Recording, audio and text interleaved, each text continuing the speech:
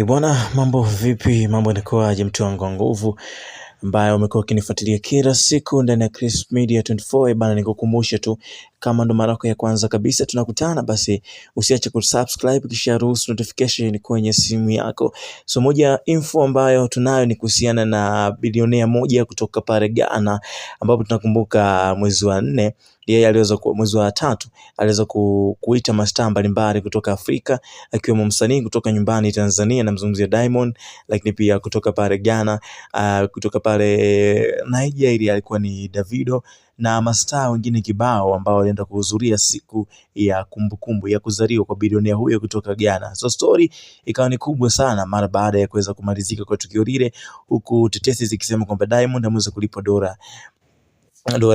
dola nyingi sana kushinda wengine wote wale ambao walipwa dola 600,000 ambao zinaenda kwenye bilioni kama 2 hivyo. So hilo jambo likawa limezua gumzo sana kwenye mitandao ya kijamii, huku wengi wakiwa wanasubiria majibu ya bilionea huyo kutoka Ghana, nini ambacho ataenda kukijibu. Wengi wakaanza kusema kwamba Diamond ameanza kubishana au weza kutoshana nguvu na watu kama Davido kutoka Nigeria. So hii story kubwa tena ikaibuka kutoka pale Ghana. Msanii kutoka Ghana yeye alirudisha baadhi ya pesa, anasema kwa nini Diamond aweze kulipwa mkwanja mrefu kushinda yeye. So story kubwa ambayo imeweza kuibuka kwa siku ya leo ni kuhusiana na bilionea huyo ambaye aliweza kualika mastaa mbalimbali kutoka Afrika. Yeye amekana kwenye moja ya interview ambayo alikuwa anaifanya, amekana mashtaka haya kusema kwamba amewalipa kina Diamond, lakini pia Davido na wasanii wote ambao waliweza kutumbuiza katika usiku ule wa birthday yake. So taarifa za kusema Diamond aliweza kulipwa zaidi ya bilioni 2 ni uongo, na amekana kabisa hivyo na kusema kwamba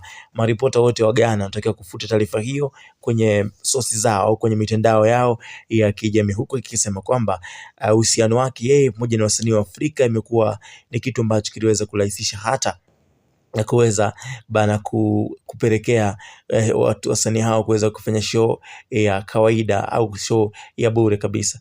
Endelea kubakia na Chris Media, endelea kusubscribe kwa taarifa zinginezo.